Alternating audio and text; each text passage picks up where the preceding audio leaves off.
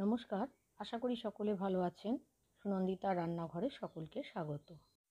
আজ আমি ধাবা স্টাইলে বেগুন ভর্তা রেসিপি আপনাদের সঙ্গে শেয়ার করব।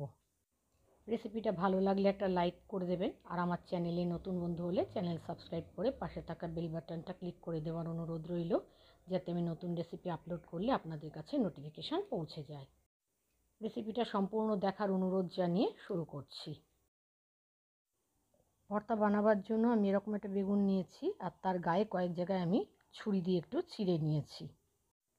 এবার বেগুনটাকে আমি পুড়িয়ে নেব। তার আগে এই কাটা জায়গাগুলোর মধ্যে আমি কিছু রসুন আর কাঁচা লঙ্কা ভরে দেব, যাতে বেগুন পোড়ার সঙ্গে সঙ্গে সেগুলো সেদ্ধ হয়ে যায়।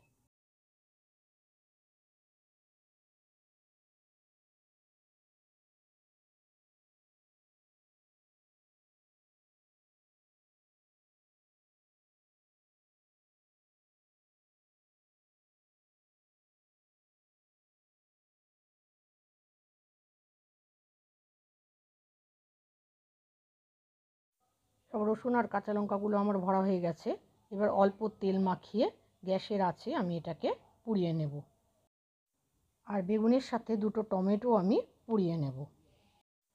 গ্যাসের উপরে একটা তারজালি বসিয়ে তার মধ্যে আমি বেগুনটা আর টমেটো দুটো দিয়ে দিলাম পুড়িয়ে নেওয়ার জন্য।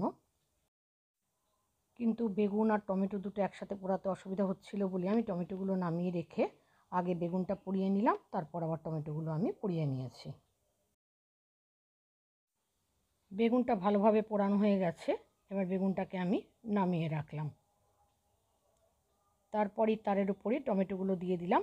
টমেটো দুটো আমি ভালো করে পুড়িয়ে নিয়েছি। দেখুন, বেগুন আর টমেটোগুলো আমার পোড়ানো হয়ে গেছে। এবার এগুলোর খোসাটা আমি ছাড়িয়ে নিচ্ছি।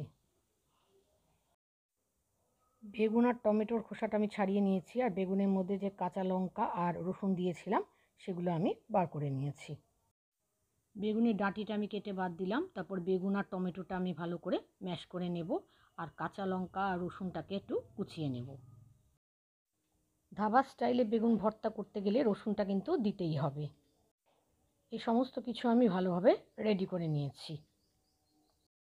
গ্যাসে কড়াই বসিয়ে তার মধ্যে 3 টেবিল চামচ সর্ষের তেল নিয়েছি। তেলটা ভালো করে গরম হলে ফোড়নে দিলাম একটা শুকনো লঙ্কা চিড়ে আর হাফ চা চামচ গোটা জিরে। ফোড়নটা কয়েক সেকেন্ড খুব ভালোভাবে ভেজে নিয়েছি।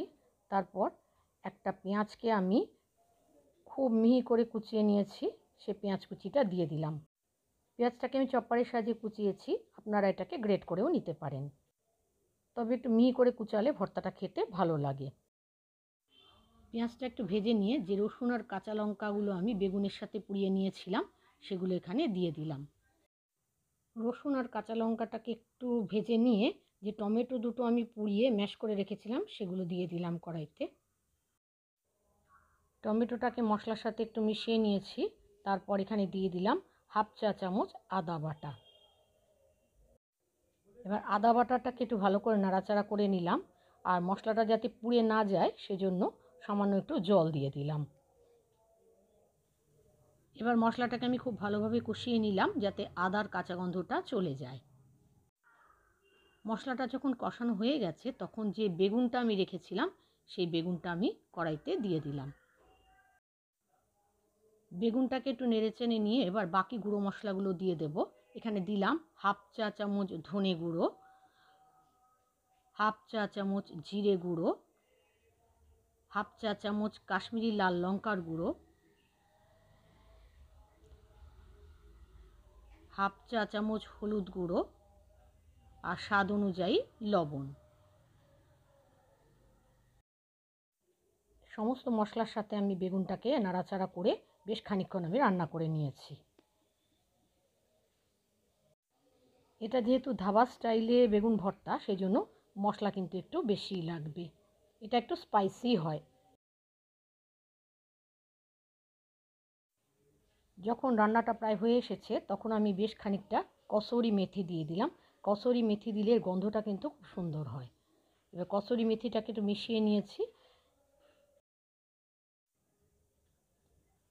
আর একদম শেষে দিয়ে দিলাম খানিকটা ধনেপাতা কুচি।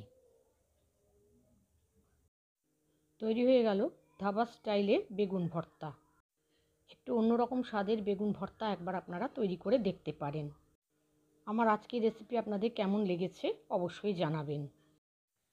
যদি আপনারা ফেসবুক থেকে দেখেন তবে আমার পেজটা ফলো করার, আর যদি ইউটিউব থেকে দেখেন তাহলে আমার চ্যানেলটা সাবস্ক্রাইব করার অনুরোধ রইল। আজ তাহলে এখানে শেষ করছি। আবার আসবো নতুন কোনো রেসিপি নিয়ে। ততক্ষণের জন্য সকলে ভালো থাকবেন, সুস্থ থাকবেন। ধন্যবাদ।